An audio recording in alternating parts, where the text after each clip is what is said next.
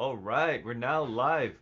Ladies and gentlemen, welcome to the Superlative Podcast. I'm Edward Bushi. One guest, no edits, no post production, just a sharp live conversation about what it really takes to reach higher levels and what comes next. So let's get into it. Caleb here, founder of 79 Devs, spent 14 years making brands visible to humans. Now he says that's not enough. AI systems like ChatGPT shortlist brands per category before a human ever searches, and if that's on your list, you already lost the deal. And there's a lot of stuff that we could be covering today. So, Caleb, just want to say a big thank you for coming onto the show. Glad to have you here. Do you want to start off by just telling us about, 79 Development, your marketing agency, or Sure. rather your agency? Yeah. Well, the 79 comes from the periodic table. It's so gold is on there at 79.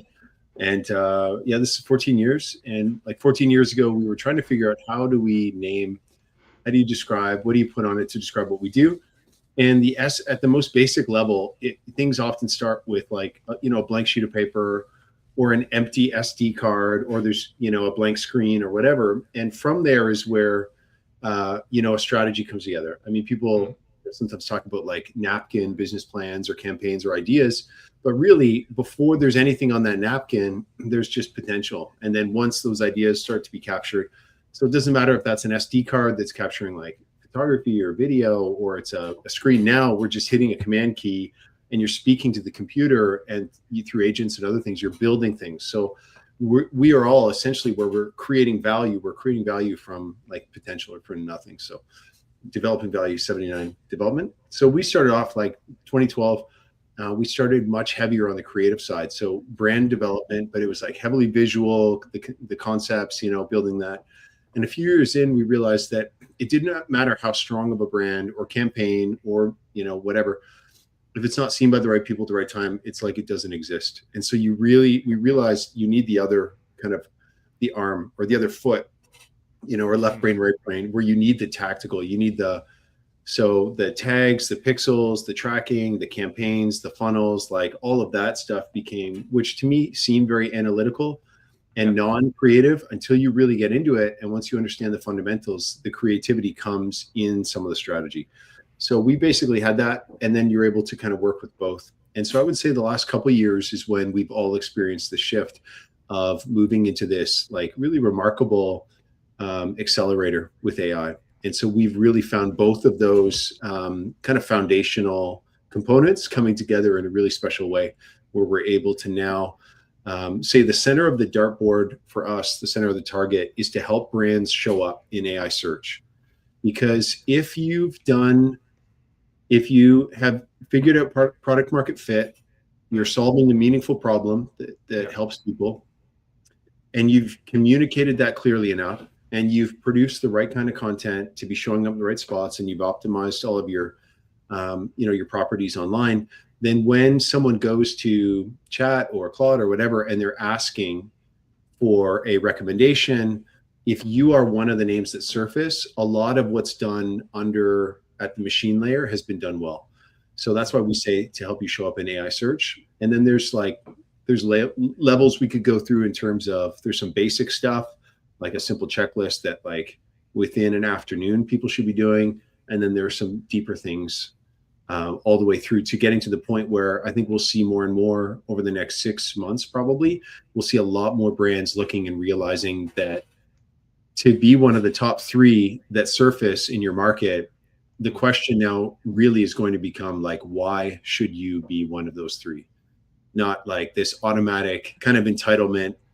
Hey, we have a business, we need to be in the top three. Like, how do we make that happen? I think it's more and more, it's going to be the question of like, why?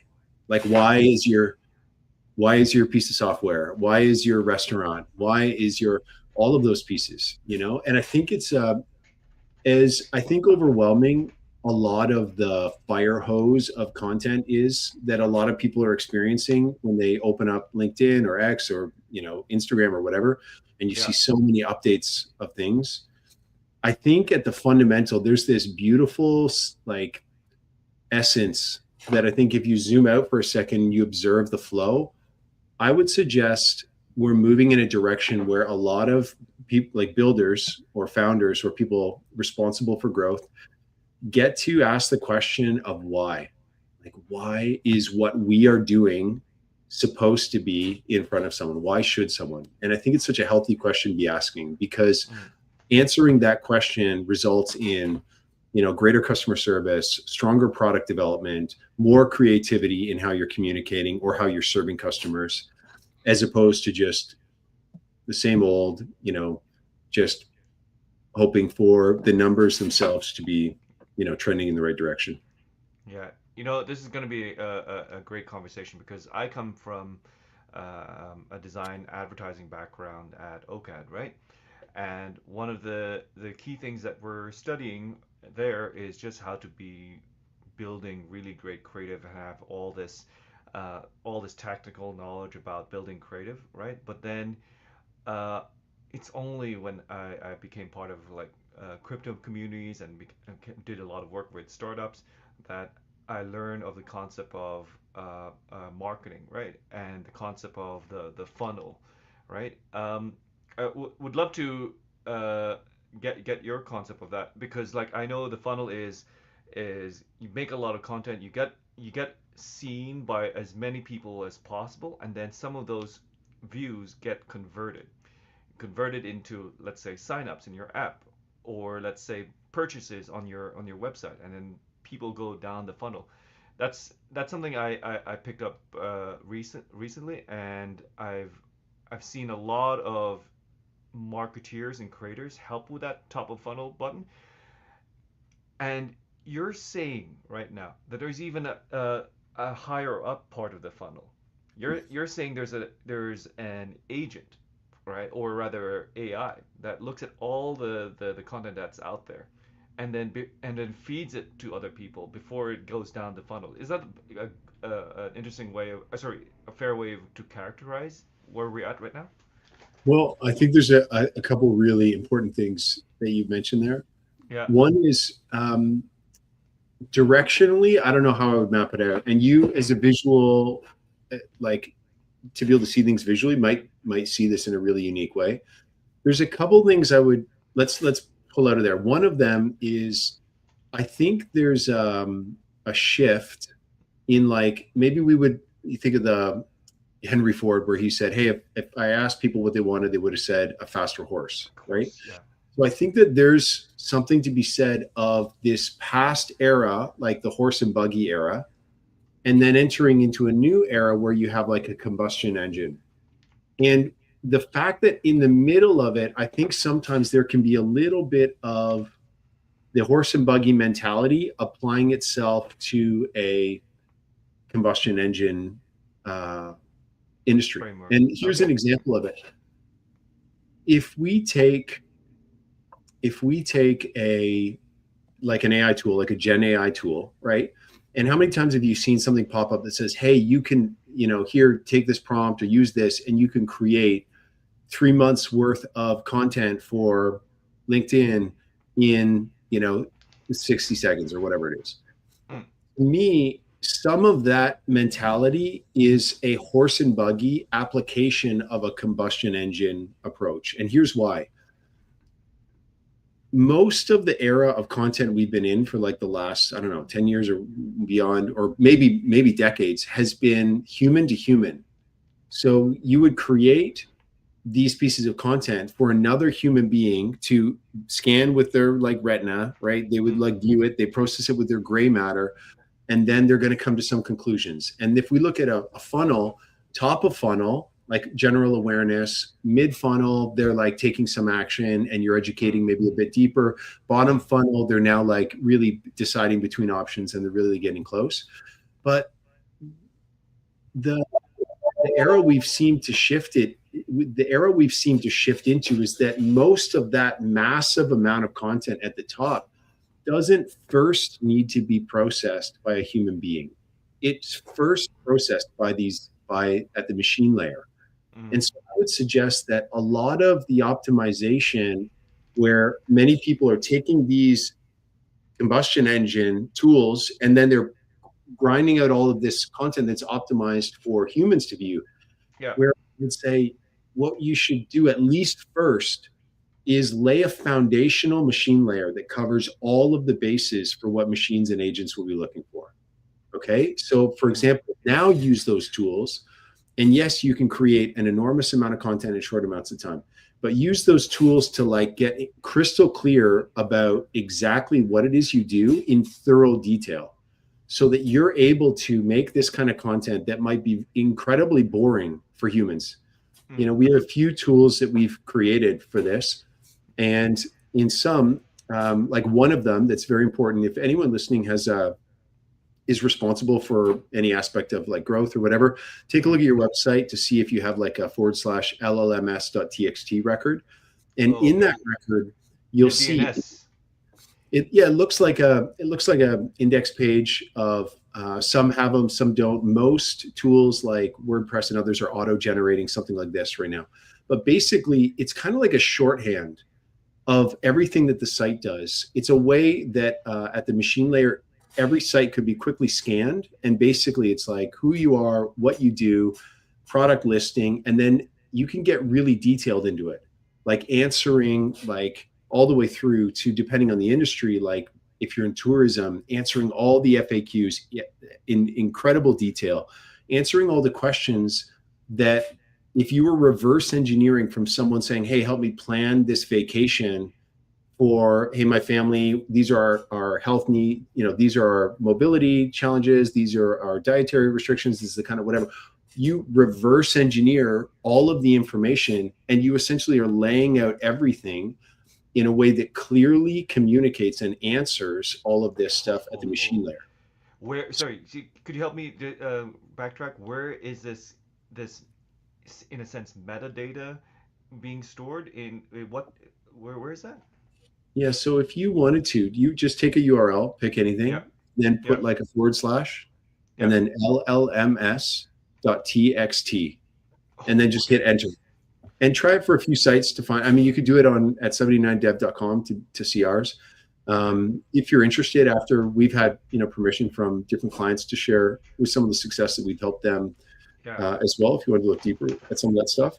But that is one aspect of structuring your data. Now, an important thing with that is you want to make sure that all of your information is congruent and you're not sending mixed messages. So Mm. making sure that everything from, you're communicating from headlines all through to supportive copy is like consistent across the board.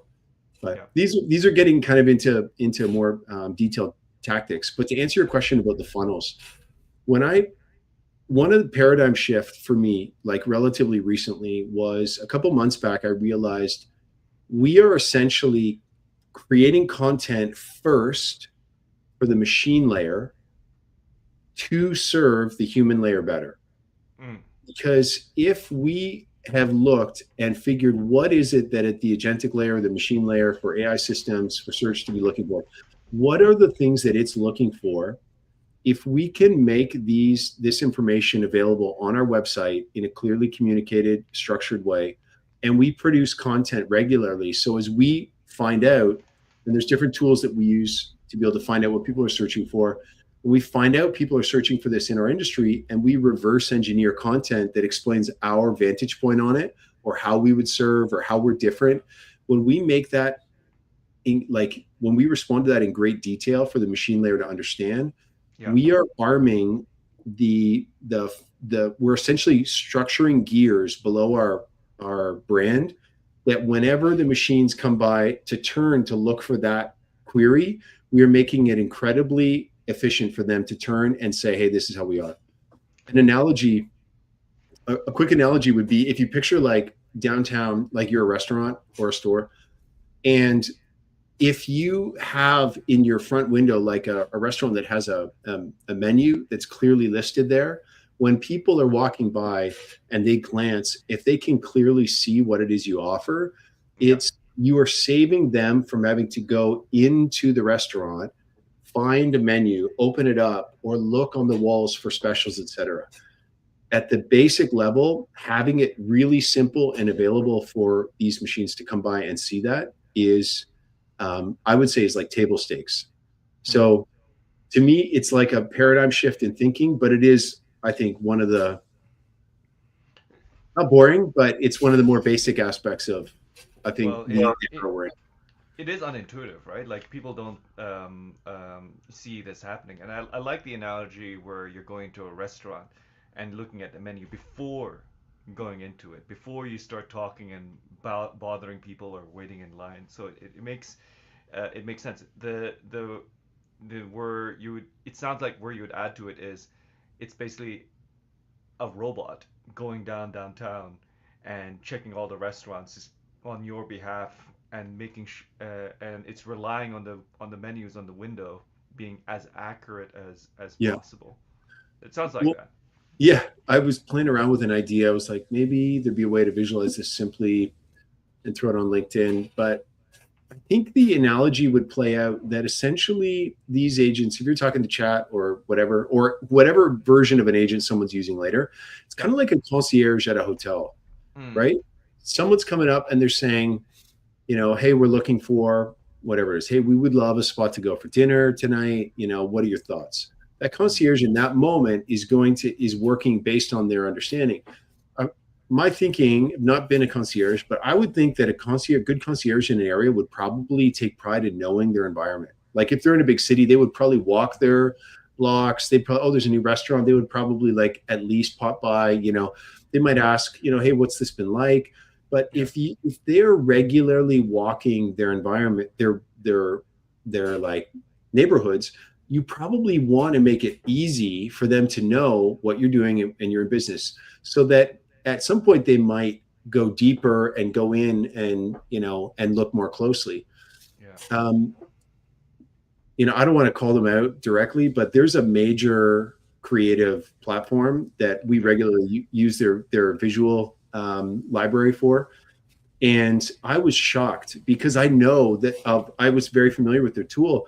And I was chatting with Claude one day about a certain way of doing this. And I was like, hey, can we integrate this in and use like a MCP for different parts of it? Yeah. Yeah. And then it's like, it was saying, no, they don't do that. They do whatever. And I was like, that is 100% wrong. Like I was so shocked. And I'm like, I bet you they have not optimized this aspect. And sure enough, I went to their site and I'm like, they've not optimized this part of it. And so Mm. they're relying on the machine to go to, like, as they do an update, they're expecting the machine layer to go un- thoroughly evaluate everything they're doing, then Yeah. process it and understand it, and then figure out what does this mean for this person who's talking about it, rather than just having it be so simple to say, hey, when someone is looking for this, we do this and we do it best or we do it different because of these 6 reasons. And Yeah. for all Yeah. 6 reasons, you could explain it at length Mm. because it's a text file that at the machine layer is updating. You're Yeah. not going Yeah. to bore people, the machine layer with it. It's probably good to actually be thankful that you give it more context. Well, yeah, like it's and the nice thing is it's not necessarily something a human would need to read. It's not there for it's maybe another way of describing it from a tech world is like the documentation of the Mm-hmm. business or the person, right? But you remind me of there's lots of convergence going on here because I know one of the biggest things in media right now is nano influencers, right? The influencers with small followings, but they're very connected or much closer to the viewer than a mega influencer like I don't know, like a musician or something. And then there is the idea. I chatted with another guest. Um, he's actually the grandson of Marshall McLuhan, and Mm-hmm. actually lives in freaking Belleville. Mm-hmm. He's a neighbor of ours. Um, or Prince Edward County, sorry. But Mm-hmm. he he and I were getting to a discussion where agents, right, are in a sense going to be replacing your friends. Not in a way that they're you're going to get a lot of satisfaction emotionally or or Mm-hmm. spiritually, I guess, but more like you go to your friends for feedback on something. Like, hey, what's the best movie to watch? What's the best show to Mm-hmm. watch right now? We rely on friends to help us with that, right? But Mm-hmm. an agent right now can replace that part of a friend or that job of a friend, right? Yeah. And because they'll know so much about you as a person, as well as they'll go into the future and or go into the outside and learn from different businesses. So Yeah. I Well, see that happening. so this is interesting because I've wondered with the semantics of it, Yeah. because I was thinking of it as well. I'm like, we would typically, let's say you're looking for, a roofer. Typically, Mm. you would someone would ask maybe their neighbors, maybe, your father-in-law or someone. You For a might be like, hey, like, recommendation. Yeah. yeah. So, and I thought about it. I'm like, why is it now, whether it's a restaurant or whatever? What? It's not that I wouldn't ask them. It's Mm. that why would I really quickly go, oh, I'm going to ask whatever tool you're using and be like, hey, who are the best roofers in the area? This for this, residential or whatever. And you spit out like a 2 sentence, 3 sentence description. It's like for this kind of house, for this kind of, this amount of time we want to do it in, whatever. Mm. And to me, the term is trusted advisor, because trusted advisor, if you did like an umbrella of like a friend, what we would, that you would branch out, um, what would be considered, fall under a friend. I would say a trusted advisor would sit in there Mm. for some, right? Yes. maybe not Yeah. maybe not all, but friends, in some instances you could have a friend, they're not a trusted advisor, um but I would say a trusted advisor sits typically under what we would often consider to be friendship. So Mm. that aspect specifically, I think, is one of the things where we look and go, the longer someone uses one of these tools, so an agent of some kind, and they have built trust. You're not going to keep using it if you don't have trust. Mm. You continue to use it, you're building up trust, rapport. They have become a source of advice for you, and they're trusted. They have become a trusted advisor to you until they're not. And I don't think that rules out the human component. To me, I feel like humanity is being nudged into this like new era, um, where other things have more weight in our lives. Like the human relationships have more weight. And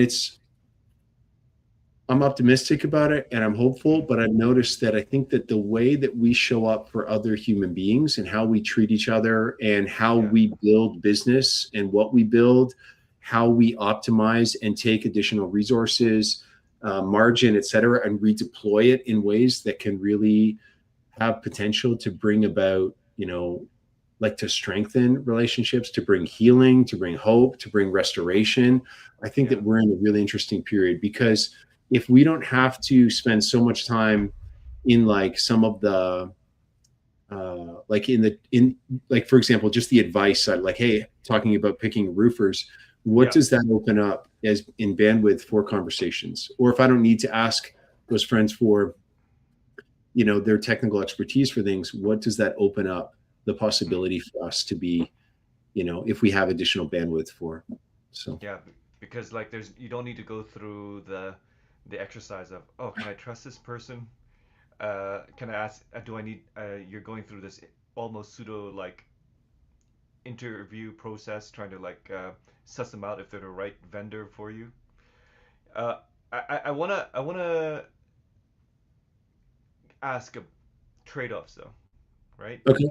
Because you we I think we're gonna be moving to a future where AI will be looking for things on behalf of humans. It seems like that Mm-hmm. online.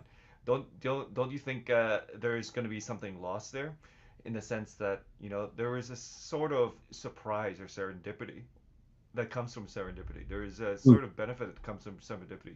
You wouldn't know to drop by um, this restaurant, and you wouldn't you that you like, or you wouldn't stumble upon this roofer who did an amazing job or has this amazing style, but you wouldn't have Mm-hmm. discovered him, right? Serendipity is lost. Do you want to comment on that? Yeah. So, okay. So, two things that come to mind. Number one is serendipity, um, or something being serendipitous, I guess. If depending on how we look and define that, if we Yeah. define that as like this, like almost like supernatural, like just beautiful aspect of almost fate or timing, or this unexplainable aspect, then part of me would go, I wonder how big that is. Because if that's smaller than AI, then AI is, then it's kind of like "Oh, I can't do it anymore." I'm like, Mm, but if it's bigger than it, then it can actually work outside of it in an aspect, right? So that's the one thought. But okay. my second thought is more practical. Okay. Let's say that there's this often when, and this comes to creators, often when you see a creative well, it's not just one thing. I mean, there's Da Vinci and whatever, but you see someone who really excels in one aspect. They could have excelled in many other things.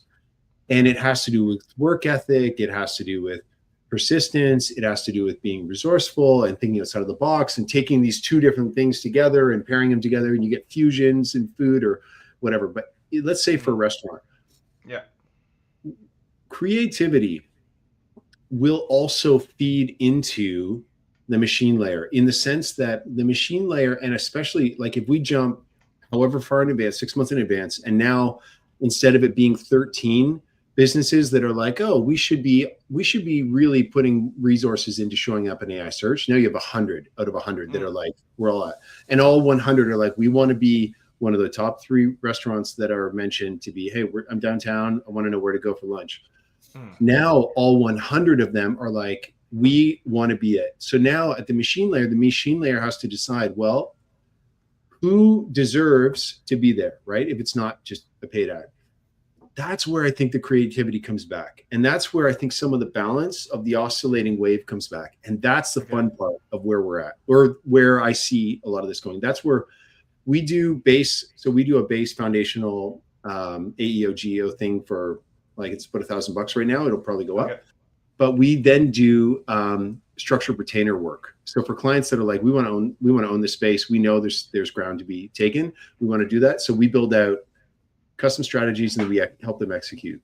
But that's where the territory is being defined further out. So for example, that restaurant, they may look and say, hey, now we want to engage at the human layer of content based on Mm, wherever, whatever, however human beings are interacting, what they're doing, et cetera. We want to engage at that level, whether it's in-person things or whether it's, maybe it's live events, maybe it's in person, maybe it's some content channel, maybe it's their own form of content that people just love, they can't get enough of, they're talking about. Maybe it's their own form of like connecting with others. There's no shortage of it. Maybe it's the founders or the chef is like constantly having conversations and showcasing, like having, maybe their niche is like skews into the evening, and so they're constantly talking to like the musicians in the city, the creators in the city, the people that are building stuff, doing stuff. They're constantly doing it. Maybe they host that on their yeah. rooftop patio, excuse me, and they do a live podcast and they do that, and they're just constantly building and you know all of that then is optimized also for the machine layer, can then factor into their like root structure, like if you're, as opposed to doing things that are kind of a gear that sits outside of it, you know. That um, do you mind pausing it, because like you're saying something really like deep here. It sounds like, as a content creator, or let's say as a business, if we create content, the more mhm. crazier or our content, or the more interesting our content, or like not like creative, right? Mhm. It is. It might. You're saying it might tip the scales, for the machine layer to like notice it, Well, I and think because there's it's, more, and there's more. Oh yeah, I'll let you take it from here. I would say there's on probably both ends of the spectrum. There's Okay. probably some that is too extreme, and there's probably some that is just falls flat. Like for example, if someone is producing content and it's just No. flat, it lacks soul, it lacks substance, it's either straight from AI or it's just straight from a human that just is not helpful or Mm, relevant, it's just going to be noise, add to noise on that side of it. On the other side of it is if it's like almost black hat, like if it's so optimized that it's trying to like hack the algorithm, even if it wins in the short amount, yeah. until you realize your restaurant, is also cutting corners in other ways, and you realize that's not. I think there's a middle area where if if the heart and soul of the content being created is bringing something genuine, it could be lo-fi. It doesn't have to be high produced, but if it is bringing an essence, and this is important, that is in alignment with what the brand is about, then I think that over time is going to compound, and that compounding will like position them like in a much greater way. So if we Okay. give an example, like I don't, let's say it was a restaurant, and I mean we're talking in a conversational podcast like environment, but let's say that it was a restaurant that was doing content like this. The people they would be talking to and the nature of their conversations, maybe we're talking about the local food system, maybe it was talking about the local food scene, Oh yeah. maybe they were engaging, um not just, The farmers or something like that, yeah, or the other business well, I mean, owners. Yeah. that could, so that niche, that angle may work really well for the industry, for those that care about that. But Ah. they might, if their target audience are, um I don't know, it's Tech Week in Toronto right now, so maybe if their target audience and where they're positioned are like, hey, we're right in a hub where we have like people that we want to be the spot where people are doing business lunches here, right? And we're in a neighborhood, there are a lot of people who are working, et cetera. And we know our clientele are people that often work remote, that are whatever. So what we want to do is we now understand our ICP so well. They want to be fit, they want to be healthy, they want to have healthy relationships, they want to like all this, they want to build meaningful things. They're in the tech community, they're building in, whatever. All of that Ah. becomes your list of these topics, and you're like, all right, let's talk about these things, let's get these people to come. And as at the restaurant, maybe they integrate it right into it, so visually when you're there, or they put a call out where they're like, hey, we're doing this thing. Maybe they do a live event where they have multiple people come and sit, they host it live, and and then they do a little thing where people get on and they talk about what it is they're building and whatever, but maybe they have this angle to it. But then Yeah. take that, make sure that it lives in a spot connected to the ecosystem of the rest of your engine, your brand. Make sure those Mm. transcripts or article versions of those are connecting it back to in a meaningful way.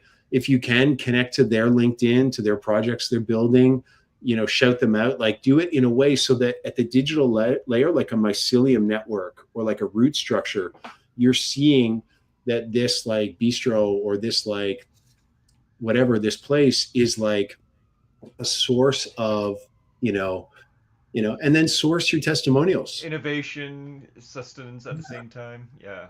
Okay. I see where you're going. It sounds. I was coming into it like you do content with your farmers and supermarkets and stuff like that, but those are thinking of it as just partners. That's within the already established network.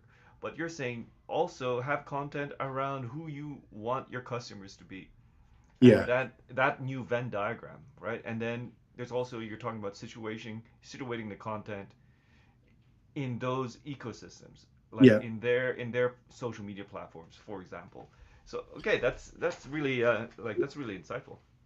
Maybe just one other thought as you were saying that, the example we just kind of went through, I think would work well for a brand that wants to be the brand that shows up during Tech Week when they're like, hey, what's a great spot for lunch? I used to Yeah. book the film commissioners marketing meetings at Cannes and at like out in Los Angeles and New York. Like this was back in the day, my first job out of school. And I Yeah. would be looking for spots that would be like a good meeting spot. So a brand that wants to position and be that spot would probably win in that space doing that. Mm. But there might be a restaurant that's like, I don't want to do that at all. I want to talk to the local farmers in Ontario. I want to know who's producing this in season. I want to know their struggles, their challenges. Maybe they're wanting to be positioned as like the absolute, pinnacle of flavor, or like in season, or like understanding that like true farm to table experience, or understanding everything from the soil to different regions and understanding what's being sourced. And they take pride in like, they get, these fish caught in like Northern Ontario, or working with different, you know, Yeah. tribes or people, or whatever. So that would be a very different, but again, a very different niche. And that's what I think is so beautiful about this, because then somebody coming to a city that is like, that cares about those things, or is interested in it, or maybe people that are just interested in something new, that don't necessarily know they care about those things, but is asking, hey, what would be a really unique dining experience that only Toronto has to offer? And then this surfaces because that agent knows that they are Yeah. also, In some of tech those or something like things. that. Yeah. Yeah, that's the part where I'm like, that gets me excited a little bit because it makes me feel like those people that are deeply care about other human beings and what others are doing and want to build business that is harmonious with others. I feel like we're entering an era that has so much potential for that. Yeah, it's basically blue sky in terms of like creativity. Like that's really really really fascinating. Uh, how help me like circle back to the agents here because you're talking about like yes, describe your business as completely as possible, right? For a machine to read. Great. Have the content do that too. Great. But then you're saying also have all those creative or whatever or the LLMS text file also have content that somehow Venn diagrams with the ICP. That's what it sounds like. So that the agent will know, like, if an agent's working for a tech entrepreneur, that agent will find that restaurant and then and recommend it to the human. Well, I think I think like the TXT record, the LLMS Yeah. piece in and of itself, I feel is more foundational. Like it's Okay. more, once you've got that piece set, you may want to update that like periodically. Mm. But the your website, the home, the base that you have, I think that going deep on different topics that you understand matter to like your ICP. Like here's an example. Mm. We have a client that's in the that builds really cool structure, like furniture structure, but like they'll take like the third floor of like a condominium and build out like this incredible like play structure out of like real wood, and it's Mm. just like beautiful spot for people to sit and eat, and it's just like really very well inspired. The design is really cool. Mm. um, it's called Fern Kids if you want to check it out. They manufacture in Ontario. Really, really great stuff. So one of the things we looked at is we realized that we could take the procurement process and reverse engineer a lot of the criteria that was needed, that a vendor who's looking for for someone who's looking for a vendor to invite to a tender would be able to look and go, oh, they match this criteria. And so when we looked at that, we realized, oh, why don't we answer these questions in advance and make sure that in detail we are making it abundantly clear, because at whatever level the agents are already or will be evaluating things, when someone says, hey, can you please hey, can you take this tender Yeah. and find the top 10 across Canada that we would invite to this, and make sure, and then give me the top three that are the Mm. best that I'm going to want to, and we want to invite them all. We want to make it so clear that we're answering, hey, these are the reasons why we meet all these criteria, and these are the reasons why we're best. We Mm. meet this is why we're best. Here's proof. And then making sure that all of our testimonials were up to date. We're making sure we're getting good, detailed feedback that is also included and well presented, so that at a glance, so when something comes to a site and goes, oh, this is one, and then they kind of come in the restaurant, immediately we're like making it abundantly clear. So if somebody comes in and says, hey, I have a group, I'm wondering if you guys could cater a group of Mm. 50, and gluten is an issue, and these other things, and can you also do a wedding, and it's 90 minutes from here, everything is like ding ding ding ding ding ding ding ding ding.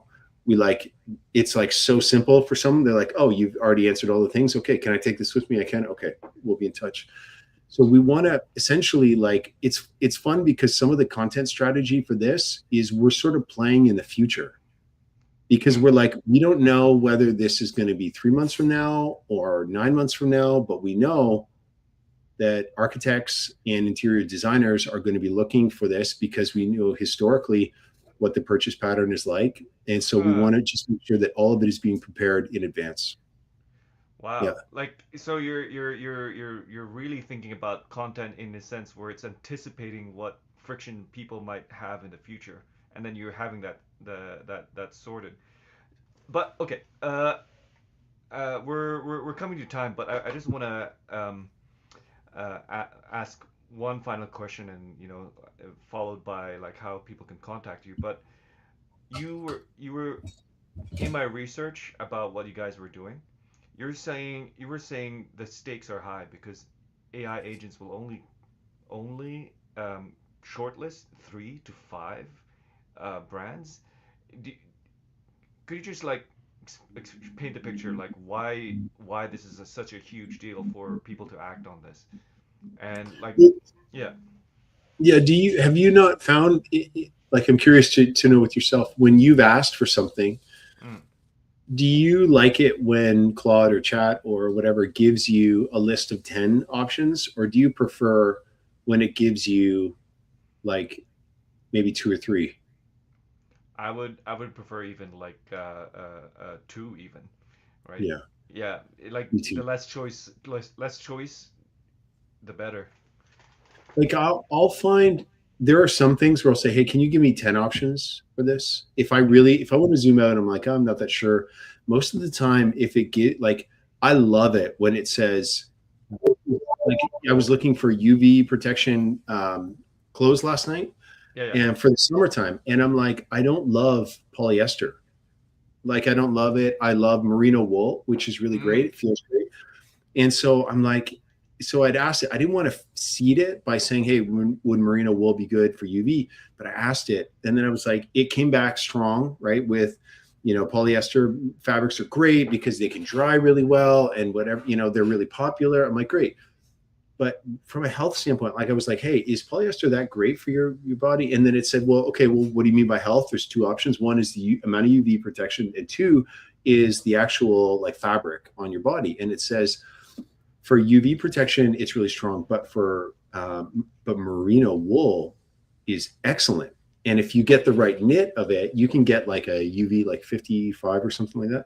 So I'm like, all right, so this is what I want to talk about. So now I'm like, all right, what do you have for light fitting hoodie like options in merino wool?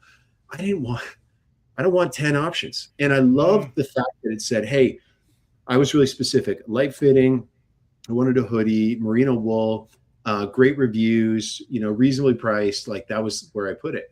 And it came back. It was like, okay, this is what you're talking. This one, hands down. Mm. It gave me one.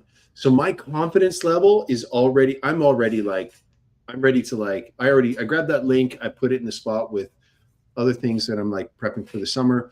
I just put it over. And then after I put the link there, now I'm like, okay, can you show me? I have another brand that I really like. What about this one? And it's like, this one's pretty good as well. And we went Mm. through it. But Edward, I would look at it and go, why did it so confidently recommend that one? That's the point that I feel like I think is so important for people to sit with, is Okay. like, why did that brand deserve to be there? Because there's probably multiple other brands sitting back, kind of going, what about us? Our price is lower. Our thread count is higher, or whatever it is. Like, there are probably others that are saying we want it to be at that point. That's where I Mm. think that you don't, it's like getting fit. You have to eat well. You have to work out. You have to do it when you don't feel like it. You have to do the reps.